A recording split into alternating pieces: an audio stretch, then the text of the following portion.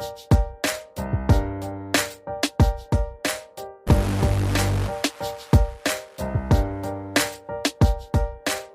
and welcome to episode 368 of the Money to the Masses podcast with your resident expert, as always, Damien Fay, and me, Andy Leakes. Damien, welcome back. How are you doing? I'm good. It's good to be back, and saying good to be back is probably quite a nice segue to midweek markets. So this week we brought midweek markets. It's no longer called midweek markets, obviously. It's changed name to Damien's Market Update because I'm not necessarily going to do it every week. I'm planning to do it once a month at least, but based on demand and what goes on in markets, I might do it more frequently. But that show, the investing show, came back because we got a flood of feedback and emails from people wanting the show. And what was great to hear, just so people listen to this show get the understanding how people interact with that show and enjoy it. Some people are buy and hold investors who just like to understand what's going on with their portfolio. And more importantly, when there's a market downturn like we're experiencing now, it can give them a sense of comfort about what's going on in their portfolio and not to panic. Because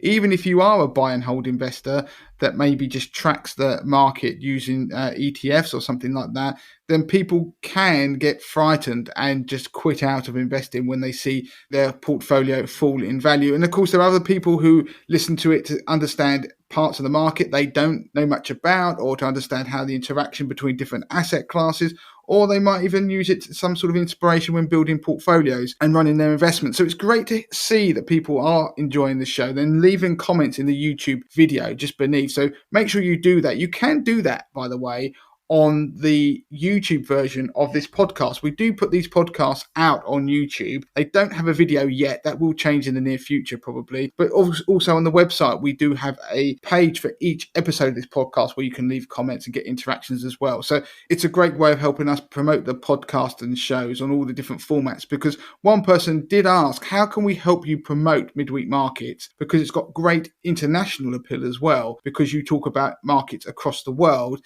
And one of the best ways you can do that is to leave comments and likes on the different channels that you use, particularly YouTube, because obviously on YouTube it's a huge channel, and as we do a video of it, then that will get pushed to new audiences. So that's a great way to help support the shows that we do. But yeah, it's been a great week, Andy. And on the feedback front, that inspired one of the pieces this week. In fact, we're doing something on Bitcoin and the crash in crypto markets. I'm going to explain to people what is going on and what the driver is behind it, because there is something very interesting that's happening to cryptocurrencies and how they relate to other asset classes. And the other thing, talking of popularity, I went for lunch today with Jordon Cox, who you will all know as the Coupon Kid. And I haven't seen Jordon for a while, and we said we'd catch up. But I was having lunch with him and then realised that we were about to record the podcast after I'd had lunch. So Jordon is going to join us on today's podcast, and he's going to give us some ways to make money, which feeds into that theme of us doing a bit more content that relates to the cost of living crisis that we're all experiencing. And the final piece, Andy, you're going to be chatting with Harvey. That's right. And it ties in nicely with what you said about the cost of living crisis and prices going up. So we're going to be doing a piece on personal insurance and a little thing called index linking. That's where insurance policies increase with inflation. And Harvey will be providing some tips on how to avoid that if you're finding that unaffordable. And it's well worth listening to that piece, because Harvey mentioned it as a possible piece for the podcast, and I loved it, and so did Andy, because it's something in the T's and C's of your insurance contracts that you won't realise that is there, that is incredibly useful. And so let's get on with the podcast then, and we're going to be starting with Bitcoin. We haven't covered this for a while, but it's been in the news. Yeah, so cryptocurrencies are crashing at the moment, and to give you an example, and we'll focus mostly on Bitcoin in this podcast because it's the one that everybody knows, but you can pretty much look at any cryptocurrency and the value is plummeting. Now, to give you some numbers, in October 2021, so we're in May 2022 now, Bitcoin hit an all-time high of $68,789. Now, the price today has just hit a 52-week low, so the lowest point for a year, and that is now $26,350. Now, I'll do the maths for you. That is a fall of over 60% in little over 6 months. Now, if you look at Ethereum, for example, the fall is pretty much the same, 60% since a high that we saw in November. And at the moment, pretty much anything that is any way related to cryptocurrencies is on fire. So, and that's in a bad way. So Coinbase, for example, the share price of Coinbase is 85% down from its all-time high over the similar period. And so what is going on with cryptocurrencies? Why are they plummeting so much? But more importantly, crypto is behaving differently now than it had done previously. And I want to explore what's changed and why it is no longer a good hedge against inflation. So if you go back to April 2021, I did a podcast, so podcast 317, which talked about Bitcoin versus gold. Now, it's worth going to listen to it to hear what was said at the time, but just to give you an overview, gold works as a good inflation hedge in periods when real yields are falling. And real yields mean if you take the yield, for example, let's say on the 10-year US Treasury yield, and you take away the rate of inflation, then that gives you the real yield. So it's a yield factoring in inflation. If that is falling, then that tends to be positive for gold. Now, conversely, back in April last year, Bitcoin tended to do well when bond yields were rising and there was a positive economic outlook, inflation expectations were on the up, and investment risk appetite was positive. So that would tend to cause Bitcoin to rally. So back then, what you had were Bitcoin and gold almost moving in opposite directions, but both were providing some kind of inflation hedge in different scenarios. So you could, if you listen to that show, I explain how you could get a combination of the two that might be able to provide some kind of inflation hedge. Now, the reason I mention all that and what that's got to do with the plummet in the price of Bitcoin, for example, is that relationships between assets do change.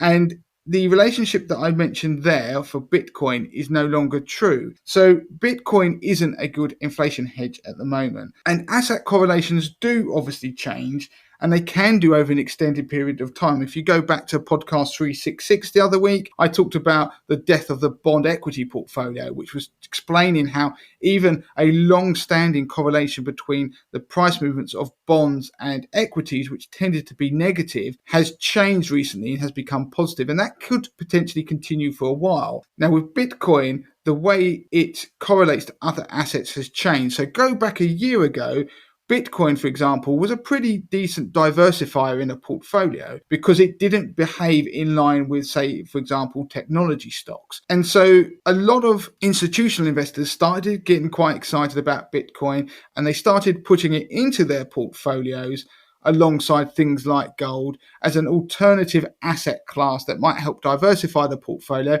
and might potentially help provide some inflation hedge. Because if you go back to April last year, we weren't talking about runaway inflation, but there were concerns about the inflation might be in the pipeline. But what we've got now is that Bitcoin is very correlated positively to the NASDAQ 100. Now, the NASDAQ 100 is the tech-heavy equity index over in America.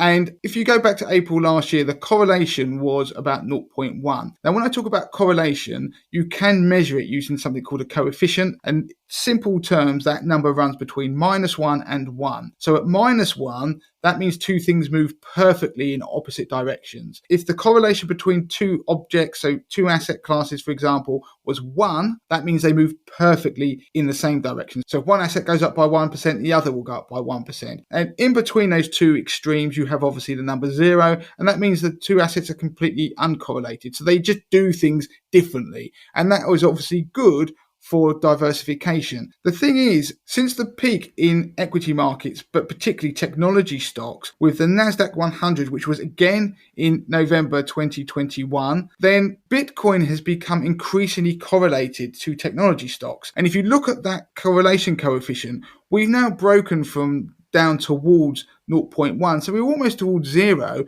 We are now at an all-time high correlation of nearly 0.8. So for all intents and purposes, what it means is that Bitcoin is effectively now just a bet on technology stocks. It's moving in the same way.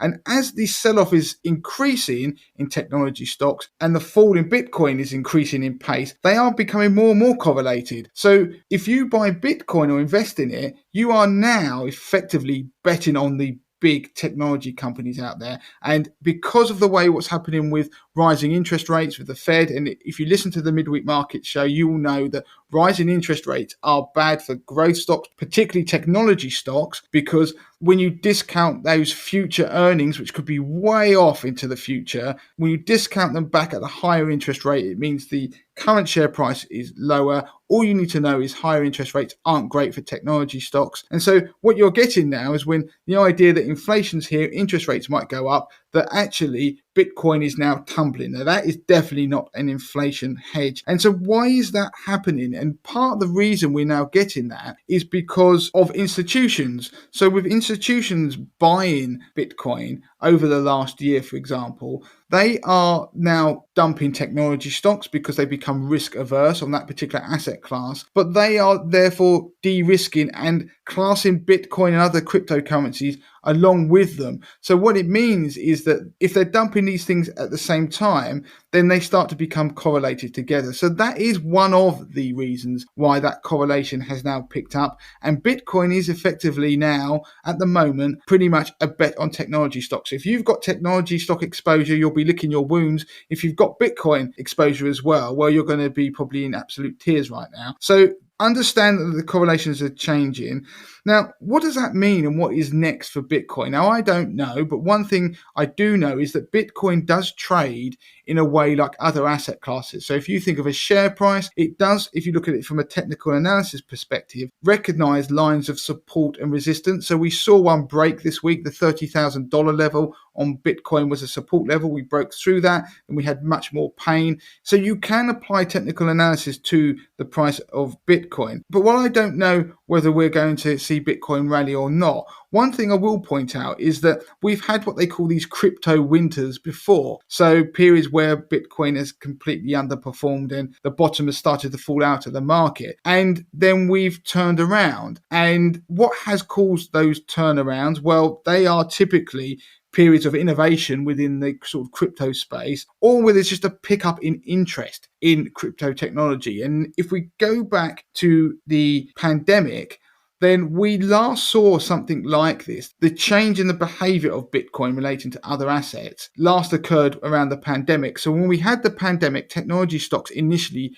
plummeted, if you recall. Everything did, Bitcoin included, as people became very risk averse. Then when governments intervened, and particularly in America, they started chucking around checks of money, then people started investing in crypto technology as they were sitting at home, perhaps not working, and they were just spending this money. It's one of the reasons why stock markets rallied globally. What happened is crypto saw a lot of that interest from young people investing in that space, and people got more interested. You only have to go back to your own conversations you were having back in 2020. Crypto was among the conversations people were having. We're all online. It was all technology based. And so we saw crypto diverge away from other things like equities and particularly technology stocks. So that's where that pattern of not being correlated came from. And as we went into 2021, that's when it became a pretty decent inflation hedge and was actually providing diversification for a portfolio.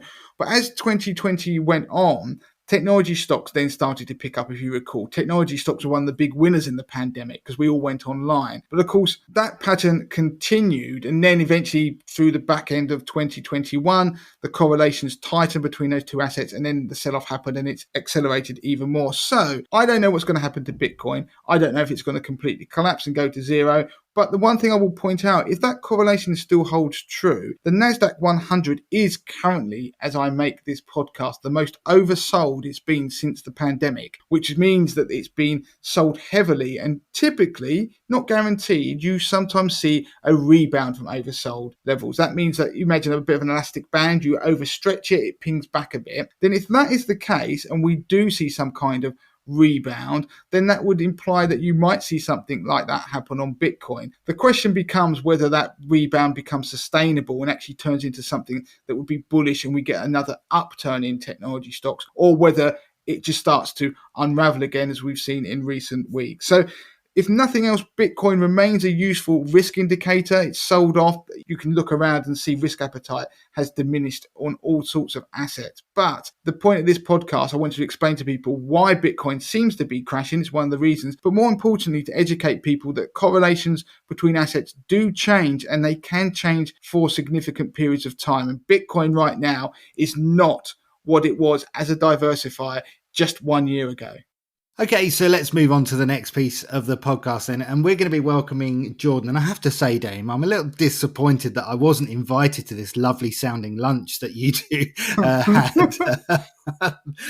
But actually, Jordon, you may have had a nice lunch, but you've been punished because you've been dragged kicking and screaming onto the podcast this week. Welcome to the podcast, Jordon, aka the Coupon Kid. How are you doing? I'm good. Yeah, I've been sort of taken off guard and I didn't really know I was going to be here. So, yeah. It was a surprise. I was talking to Jordon. So Jordon did like a road show, didn't you, of like a money show talking about ways to save money and make money early on in this year. And we were talking about it. And then as I was listening to Jordon, I suddenly thought, do you know what? I've got to record the podcast this afternoon. And I'll drag you on and you can catch you off guard and you can give us some of your insight. Because at our event that we did, which seems like ages ago, but it was just before the pandemic, you were on the panel and you were unfortunately probably the most popular thing on there. And I was even on, I was on the panel as well. And Andy was comparing and hosting it. So yeah, so I thought it would be great to get you on because people always love it when you're on the show. So lunch was just a ruse to get me on this podcast, wasn't it? It wasn't. You make me feel bad. The message is don't go to lunch with Damien because You'll get an idea. Yeah, and you might be thinking it'd be a free lunch, but it's not really. So what I'm going to do is I'm going to hand over to Jordon because Jordan's going to hit us with a bunch of ideas about how to make money. And it comes again around to this idea that people have been asking us about ways to make money. We used to write a lot of content about it. We're going to do a bit more, but there are a number of ways where you can try and make a bit of extra money on the side. So Jordon, take it away with some of the ideas that you've got. Okay, I've got about 5 or 6 ideas here for you. Now, I want to start off by saying they're all not guaranteed. Making money online or making money in general is not a quick fix. It's not going to happen overnight. It will take a little bit of effort as well for some of these. But if you're just looking for ways, to add a bit of extra income, and as we know through the pandemic, your income might not be safe at any point. Like things can just change and you might need some extra cash. So these are just ways to sort of have a bit of extra money on the side and hopefully put it towards something nice, or if an emergency happens and you've got some extra money to fall back on. So the first one, which I wanted to talk about, is it requires a bit of confidence. It's becoming a TV extra or going to TV run-throughs. Now, I'm not shy to a camera, so I've been to a few of these. I've been an extra in the background of a music video, and I've been to some... Why are you laughing, David? Sorry, I wasn't meant to laugh, Jordan. If anyone's met Jordan, how tall are you? 6'5". If you put your arms in the air, how tall are you? About 7 foot. I can imagine that an extra is meant to blend in. It's you just dominating like the back of a video. Sorry, carry on, Jordan. So you can become TV extras or music video extras quite easily. There are lots of different places that are looking for people in the background, obviously not to stand out like me, but if there are some places that require people quite often. So you can go onto websites like mandy.com and also Star Now, where they're always looking for people to be in the background of some sort of TV thing, radio thing. And more, they're looking for people to come along to TV run-throughs, whether it's a new game show that they're testing out or a new TV show concept or some sort of new celebrity show that they want to test. They're looking for people to come along and they'll pay you for it as well. Sometimes it's, £50, £100, usually around London or some sort of city like Manchester, Glasgow, where they have TV studios. Have you ever done one? I have. I've actually done about 4 or 5 TV run-throughs, and they're all so much fun. They're usually games which make it to TV through some sort of production company. Some of them I can't talk about because I've signed NDAs. Have you? Yeah. Have any of the shows that you've done the run-through on become shows on TV? They will be this year.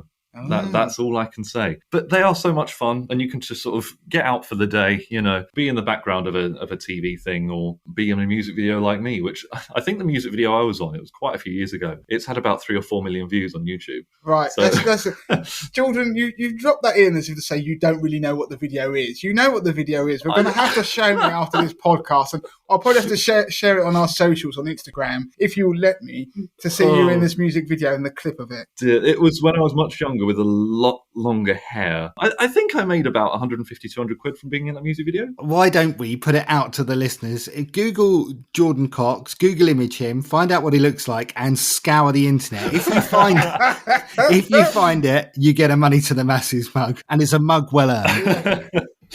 Okay, so my second tip, actually moving away from that, it's actually going on to TV quiz shows and TV game shows. So it's sort of similar to the last one. Now, I've been on a few quiz shows, as you probably know. I've been on 3 now. One of them was one called Pick Me, which was years ago with Stephen Mulhern. Another one was Headhunters on BBC, which I think I filmed about 30 episodes of that. It was a lot. And then the third one was Moneybags, which aired last year on Channel 4. And between those 3, I've won a total of £20,000 in cash prizes. So it's sort of like a second job. See, what I love about this, Jordan, is that I know people listen to, oh, yeah, you come up with ideas. You can be on a game show. But the point is that you have done these things and to earn that money doing it. And you can watch the episode. We did share the episode, actually, when you appeared on the show. And then maybe again, Andy, after this week, we'll put it back on our socials so people can see you on the show where you won the money. I mean, that's fantastic. A crazy amount of money to win, but also looked quite a bit of fun. Oh, they're all so much fun, whether you win or lose. But obviously, you want to go on there to win. But I am just an ordinary guy. Like, there's nothing special about me at all, really. Like, I just fill out application forms online when I see them, and get calls back and just say yes to things when they come up. Yeah, what we'll do as well, we'll link to an article you wrote on the Money to Masses website on how to get onto game shows, and Jordan wrote that before he got on the show where he won. What's the last one you said? It was Moneybags. Moneybags. You wrote it before that, which again is a proof of concept. So I will share that link as well. So what's your next tip, Jordan? So my third tip is just to sell your skills online. So there are websites like Fiverr and People Per Hour where you can list whatever skills you're good at, and people will just buy it for whatever they're searching for. So, for example, if you have a nice voice and you want to sell voiceover, you can get a cheap mic for like 20, 30 quid and list your voiceover services. If you can do like copy editing, you can edit people's writing. People need that all the time, so they're looking for people to do that. And there's weird things on there that pretty much everyone can do, like transferring files from like a Word file to a PDF. Like it's very simple stuff that people just can't do, so they pay people to do it online. People can sell anything online. There's some weird stuff on there as well. Like there's a psychic on there that, for $10, like they'll send bad vibes to your ex-boyfriend or ex-girlfriend. Like there's just weird stuff on there. So no matter what skill you've got, you can put it on. How do you guarantee that the vibes have been sent? You just don't. I don't know. I guess, the psychic powers from above will somehow give you a sign. I don't know. I want proof of my money back. 30-day money back guarantee. I love that because obviously anybody listening to this podcast, Jordan has an amazing voice and does do voiceover work. I do, yeah. So I started selling voiceovers on Fiverr during lockdown, and I've made £3,000 on Fiverr just by doing voiceovers. And that can be from anything from, like COVID safety announcements to I voiced an airline in America, a private airline. So it's really varied, but it's actually quite fun. And the point of Fiverr is you list it for as little as $5. And then obviously it scales up. So obviously the more words for voiceover, the more you get paid. The more sort of words you copy edit, for example, the more you get paid. But people are always looking for those skills to be filled. And don't forget that we've used voiceovers on this podcast. In fact, before, when we had people doing the intro at the beginning, we paid someone online. It was the American voice that people wanted us to bring back, but we've relented. Maybe we should just get Jordan to voice over the intro to our podcast. What's your next one? Yeah, so moving on, it's to actually do something called comping. Now, this is basically entering competitions that you see online or in store when you're doing grocery shopping or on packets, and just entering them to see if you win prizes. And it can be very lucrative. And there are people that I know that earn sort of 20, 30, 40,000 pounds worth of prizes per year just by entering all these competitions. And I actually won a competition not too long ago. There's one on Walker's Crisps at the moment where you can win a holiday voucher from EasyJet, and I won a £500 holiday voucher to go basically anywhere in Europe with EasyJet holidays. And that was just by taking the batch code and entering it online, and it took me a few minutes. That's incredible. I'm still waiting for, is it Hasbro, the game company? After I last spoke to you, I filled in one on a Ribena carton and did it. And I won a board game. Oh, amazing. Yeah, I was amazed. I think at the time, I think I might have texted you and said, Jordan, look, you'll be proud. But it's never turned out. But now I've moved house. I don't know if the people who live there have now got like a copy of Battleships or something that's gone through the door. But I never got it. So if you work for that company, I'm disgruntled because I never got my competition prize. I got the elation of winning, but not the prize. You should chase them for sure. Have I ever told you about the competition I won, Jordan? I phoned up Heart Radio once and got on to... Yes, you did tell me. I managed to get an all-expenses trip to Disneyland Paris. But the kicker was my wife couldn't come and we had a young child. She didn't have a passport, so I took two mates. which was kind of okay, a bit weird. 3 grown blokes going to Disneyland, but the real kicker was that it was an intimate private gig with Enrique Iglesias. I'm sure I've told that on the podcast before, but I'll never live it down. But the pictures were great. It was just you 3 guys in your 30s and a bunch of very young women throwing themselves at him. That's exactly what it was, and about 50 other competition winners. When they say intimate gig, it is exactly that. There was a huge concert arena room off the side of Disneyland Paris. Yeah, so he could literally come around and chat to everyone. Wow. He didn't chat to us, Mike. Did he look slightly confused, or was he? Do you think he didn't fit his typical fan base? Is like what I'm trying to say. I think he was definitely perplexed, because in his mind he's thinking, okay, they've won the competition, they're going to enjoy Disneyland Paris and the free food. Why did they come to the gig? and to this day, I don't know why. Right, and next one. Yeah. So for competitions, you can find them all over the place. Just enter them when you can, because you might win a big prize. Next up is to start using refer a friend schemes more often. So you'll probably see these all over the web on websites that I use, like Top Cashback, where if you refer a friend, then they get £10 for signing up, and then you get some money as well. These are happening quite often now, because it's a really good way for websites to actually start getting new users and get people interacting with their site. So if there are any websites that you use quite often and you see a refer a friend scheme, perhaps your partner hasn't signed up, your son or your mother hasn't signed up, just get everyone around you signed up to it, and then you might start earning quite a bit of cash. So yeah, just have a look around and see if you can, and it might be a good way to make some money. One of the last ones that I wanted to talk about is it's one of my favorites, but it's probably quite unlikely. It's a website called USpot Property. I don't know if you've heard of it, but the concept is, if you see an abandoned or disused house when you're walking out and about in your street, you take a picture of it and send it to this website. And if they identify it as a property that's not being lived in, it's not habitable, then they'll give you a £20 M&S or Amazon gift card. Now, the kicker to this is, this company is basically a property development company. So if they see a house that's not being lived in, they report it to the council. And if they buy it from the council, then they can do it up themselves. But because you've sent in the tip-off that this place isn't being lived in, they'll give you 1% of the final sale price of what they buy that property for. So if you find a house that's not being lived in, then they buy it for 250 grand. You've made £2,500 just for sending in that tip off. And if they don't, and you find a house that's not being lived in, then you get a £20 voucher anyway. But it's just a nice little thing. If you're out and about and see a house that perhaps might need some love and might be abandoned, just send it off to this website and you might actually make a fair bit of money. So Jordan, thanks for the tips, because I'm conscious that I can't keep you, having said that we only went to Wagamama's. It wasn't even an expensive lunch. But quick question, because I always see people say about do these survey sites where you sign up, answer some questions which are used as market research by a company of some kind, and you get paid. But you're not a massive fan of them, are you? No, so sort of survey websites, it's usually a lot of work for not much gain.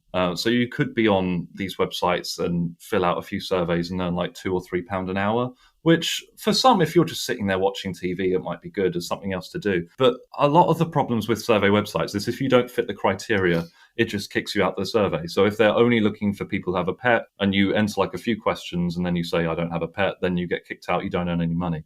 So it's a bit hit and miss with them. Some people have success with them and earn quite a bit of money, but I usually focus my time on other things that they're still not guaranteed, but might be more profitable in the long run. So if you want Jordan to come back on the show and talk about more things like this, or to write stuff or do stuff on socials, then do get in touch. You can obviously email us, or you can contact us via Instagram as well. And even Jordan you can contact. What's your Instagram account? It's Coupon Kid UK. And you're on Twitter as well, aren't you? I am, yeah. That's Jordan_Cox and Jordan with an O. So you can contact Jordan, tell him to get back onto the Money to the Masses podcast. Have more lunches with Damien. Yeah, and we can do more of it, because there are lots of things you can do. I mean, I know, for example, the people in my street, I've been curtain twitching enough to realise they're renting their car parking space out at the side of their house, because I live right near a station, which is actually can be quite profitable. I think you can earn somewhere between £100 to £200 a month by renting out your car parking space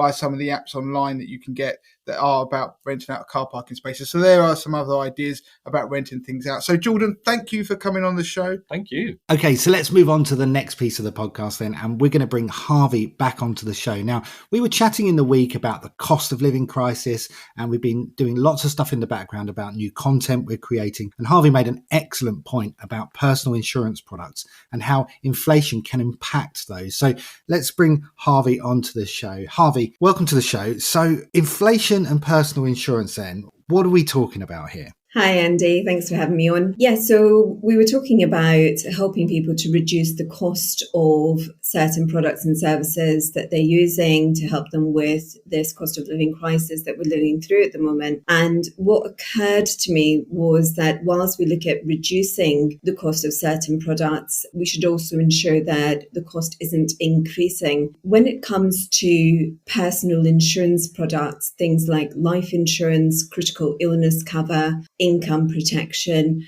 these types of policies can sometimes have an option called an increasing option added to them. So it may be called an increasing option, or it may be called an index linked option. And essentially what this option does is it protects the real value of what you've insured. So let's say you took out £100,000 worth of life insurance, and that £100,000 you felt was enough for your family to, sort of cover the cracks and get on with life if the worst should happen. That £100,000 obviously loses value over a period of time. So what the index linking does is it ensures that £100,000 keeps increasing in line with inflation every year. But as the insurance company increases the amount of your cover, they also increase the amount that you pay. So it isn't a free benefit, it's something you pay for every year. And actually, in most circumstances, you're paying slightly higher levels of increases for what you pay than what you get in terms of an increase to the covered amount. Okay, so there's personal insurance policies out there, such as life insurance, critical illness, income protection, that you can add an option that increases it. I'm intrigued to know, do they increase by CPI or RPI, or is it standard across all insurers? Do all insurers increase it by exactly that amount, or are there different amounts? How does it work? It's a good question, Andy. So not all insurers work in exactly the same ways. So you should refer to your policy documents. But generally speaking, what you'll find is that insurance companies either increase your covered amount by the rate of retail price index, which is RPI, or the consumer price index, which is CPI, or they'll just be a flat rate. So it might be 2, 3, 4, 5% every year. But it will be a multiple of that percentage that's applied to your premium. So you pay slightly more for your premium, but they use those indices. And that's where we'll see significant increase now that those rates are higher. Okay, you said that multiple is different. So what we're saying is it will be different depending on different insurers, but it wouldn't just be the exact RPI or CPI rate. So it might be 1.4 times RPI or something like that. Is that right? That's right. 1.4 is the sort of industry average, but it does go up to even double. So some might be 2%, some might be more than that. So you do have to refer to your policy documents, but 1.4 times whatever the rate of inflation the insurance company is using, so whether that's RPI, CPI, or a flat rate, is what the increase amount will be for the premium that you pay. Okay, so that's really interesting. So obviously inflation rates are at multi-decade highs right now, and there's been talk about inflation hitting 10% and higher by October. So doing some simple maths, we're talking premiums this year for some people could be rising to anything between sort of 10 and 20%. These are big numbers. So what is it people can do if that's not affordable to them? So you have the option of speaking to your insurance company. Very often what you'll get is a letter in the post or by email, however your insurance company communicates with you, to advise you of the increase. In that letter, you'll find what the cost was last year, what the cost will be this year, And these things generally happen automatically if you don't do anything. But if at that point you look at your premiums and you think this is not going to be affordable for me, I actually don't want my premium to be increased this year and my cover amount to remain the same, then all you have to do is get in touch with your insurance company and tell them that. So whether that's by email or by phone, however your insurance company sets out their communications, you can let them know. And you can do that normally for 3 consecutive years before they'll remove the option to increase. And normally, if you do it every other year, you can do it as many times as you like without losing that option to increase each year. Okay, so that's a really interesting point. So you can, with most insurance companies, refuse the increase for perhaps up to 3 years before they then remove the option. So just to sort of reiterate that point, it's not going to invalidate your cover. The cover won't stop. It's just the increasing option on that cover that will stop. They'll effectively say, okay, this person clearly doesn't want to increase the policy anymore. And as per our terms and conditions, it's now a flat rate. That's what it's going to stay at. Absolutely. So not the end of the world. Your cover just remains as it is. You pay the same premium you're paying now.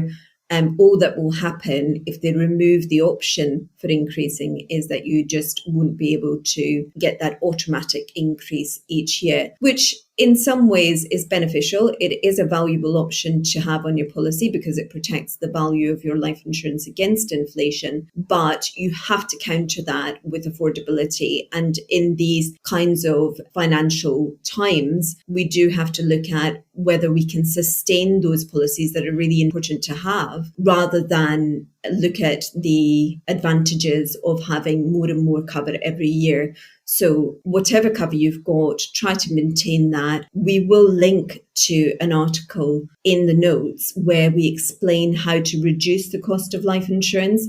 And within that article, you'll also find notes on index linking. That's great. So just to finish off this piece, as Harvey said, the article covers in more detail how you can reduce the cost of your personal insurance policies. But just before we sign off, there may be people who are listening going, well, I know I haven't got an index linked policy. My premium's been the same for years now, but I've been looking at it recently and I just can't afford it. I don't want to lose my cover, but I need to find a way of cutting down.